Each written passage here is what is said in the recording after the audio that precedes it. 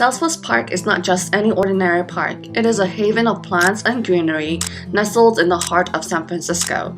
It has cafes, a half-mile pathway, and 247 water jets.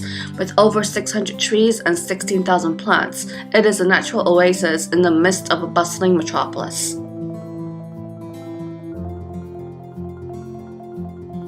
The excavation of the site unearthed a number of surprising discoveries. A Columbian mammoth tooth and vertebra of bone fragments from the Pleistocene epoch, which occurred 10 to 15 million years ago, were discovered.